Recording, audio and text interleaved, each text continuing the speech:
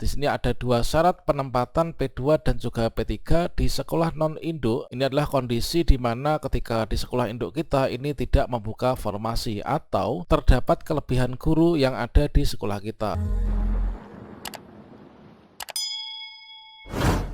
Baiklah sobat-sobatnya, di sini bagi teman-teman ketika kita itu berposisi sebagai pelamar prioritas kedua dan juga prioritas ketiga, ketika di sekolah kita tidak membuka formasi, asalkan kita bisa melakukan pendaftaran dan juga sampai resume, mencetak kartu peserta ujian, kita nanti tinggal mengikuti seleksi observasi yang ada di sekolah kita masing-masing.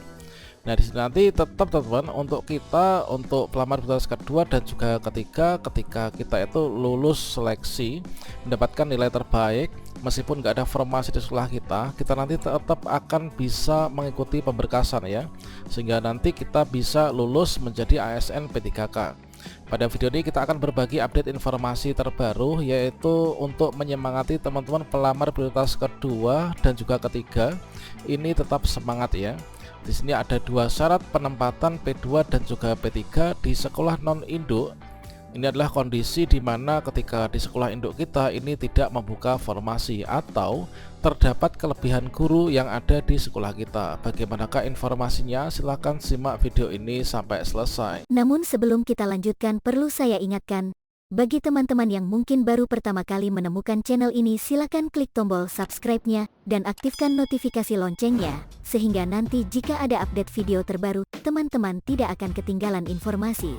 Baiklah sobat-sobatnya, seperti yang kita ketahui bahwa menurut alur seleksi pelamar prioritas kedua dan juga ketiga, di sini yang terdiri dari THK 2 dan juga guru sekolah negeri dengan masa kerja lebih dari 3 tahun yang tercatat di Dapodik, maka teman-teman dari P2 ataupun juga P3 di sini kita masuk ke SSC ASN ya kemarin.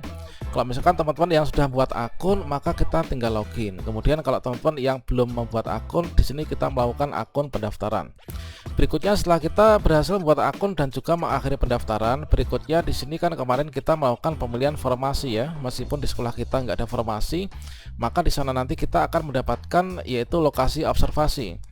Selanjutnya di sini kita sudah lulus seleksi administrasi, yang mana untuk seleksi administrasi ini diverifikasi berkas oleh Pemda kita masing-masing. Berikutnya saat ini sudah berlangsung yaitu masa sanggah dan sudah berakhir juga. Bagi teman-teman yang lulus dalam pasca sanggah, di sini nanti akan disampaikan ya untuk pengumuman final seleksi administrasi. Nah, setelah itu nanti kita bersiap untuk mengikuti seleksi kompetensi yang dijadwalkan nanti dimulai tanggal 27 November ya.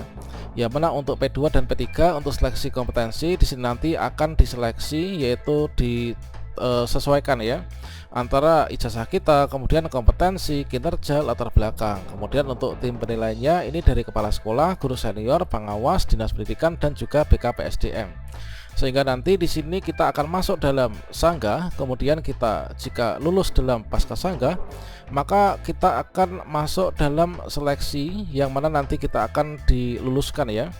Dan di sini perlu kita ketahui bahwa yang nanti akan diangkat menjadi P3K dari seleksi prioritas kedua dan juga ketiga inilah guru-guru yang memiliki nilai tertinggi ya dan lulus di sekolah induk selama ada kebutuhan.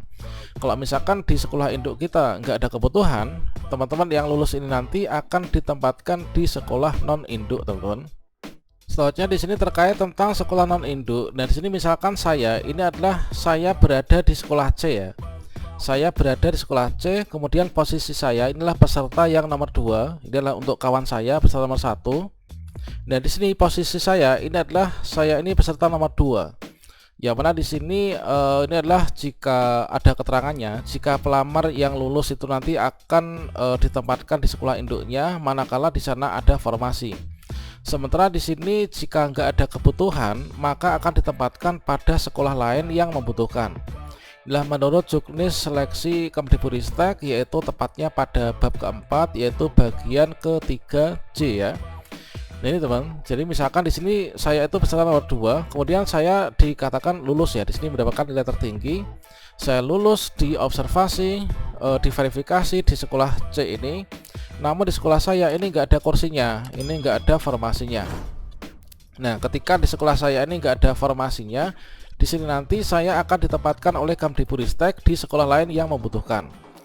Nah, kalau misalkan di sini ini kan formasinya ada di sini ya. Formasi itu terletak pada sekolah A. Jadi misalkan dalam satu instansi di sini formasi hanya satu misalkan, tersisanya di sekolah A. Saya nggak bisa menggeser ke sini. Meskipun saya lulus dan sini adalah nilainya di bawah saya nggak bisa menggeser guru induk yang ada di sekolah A. Namun mekanismenya inilah kita ditempatkan di sekolah lain, yaitu di sini untuk sekolah yang tidak ada guru induknya, ini adalah di sekolah B ini teman-teman. Sehingga saya akan ditempatkan di sekolah B. Nah, mekanisme untuk saya supaya bisa ditempatkan di sekolah B ini adalah sekolah B ini harus membuka formasi ya. Nah, dikarenakan di sini nggak membuka formasi dan kondisi guru honorer di sekolah A ini nggak lulus, maka formasi dari sekolah A ini akan dipindahkan ke sekolah B seperti ini teman, ketika saya menjadi pemenang. Jadi yang pertama ini adalah formasi dari sekolah A ini dipindahkan ke sekolah B supaya nanti saya bisa ditempatkan di sekolah B. Nah, setelah formasi dari sekolah A dipindahkan ke sekolah B, maka berikutnya saya sebagai pemenang dari sekolah C ini akan bisa menempati formasi yang ada di sekolah B. Ini adalah dengan catatan ini harus dalam satu jenjang dan juga jabatan yang sama ya. Yang maksud dengan satu jenjang jabatan yang sama ini adalah dimulai dari jenjang. Nah, jenjang pendidikan itu apa sih? Jenjang pendidikan itu adalah yang seperti TK, kemudian SD, kemudian SMP, SMA dan lain sebagainya ya. Jadi kalau misalkan jenjang jabatan saya ini adalah saya itu S1 PGSD misalkan. Berarti kan saya melamarnya itu formasi guru kelas SD. Nah, di sini saya bisa mengisi di sini asalkan di sini juga SD. Ini membutuhkan guru SD, ijazah saya ini adalah S1 PGSD. Kemudian untuk di sini adalah jabatannya. Ini adalah saya S1 guru kelas SD. Di sini juga formasi yang ada di sini ya dipindahkan itu adalah juga formasi guru kelas SD, teman-teman. Kalau misalkan di sini nggak sesuai nanti nggak akan bisa dipindahkan. Nah, ini adalah jadi persyaratannya. Yang pertama itu adalah supaya kita bisa ditempatkan di sekolah non induk. Ini syarat pertama, ini adalah kita itu tidak bisa menggeser guru induk yang ada di sekolahnya, sehingga di sini nanti formasinya yang akan dipindahkan. Dan yang kedua ini adalah asalkan jenjang dan juga jabatan kita ini adalah sama ya, sehingga di sana nanti juga tidak akan terjadi kelebihan guru ketika formasi dipindah ke sana dan kita itu ditempatkan di sana, teman-teman. Kemudian kalau misalkan di sini nanti ternyata tidak ada formasi yang tersisa, artinya sekolah ini nggak ada membuka formasi atau semua masing-masing ada guru induknya, nanti kasusnya akan beda lagi. Nah, di sini misalkan saya adalah tadi dari guru sekolah C atau mungkin juga dari guru sekolah D.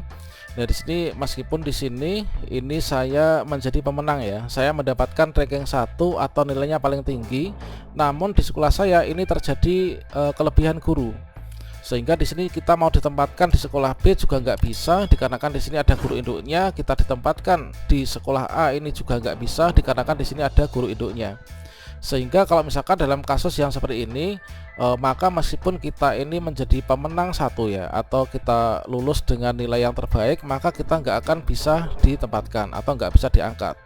Sehingga nanti yang menjadi pemenang 2 atau nilai di bawah kita ini mereka lah yang akan menempati formasi yang ada di sekolahnya sendiri-sendiri. Nah, itulah teman-teman untuk gambaran ketika teman-teman ingin ditempatkan di sekolah non induk bagi teman-teman yang nggak ada formasi ya di sekolah induknya. Demikian, semoga bermanfaat. Wassalamualaikum warahmatullahi wabarakatuh.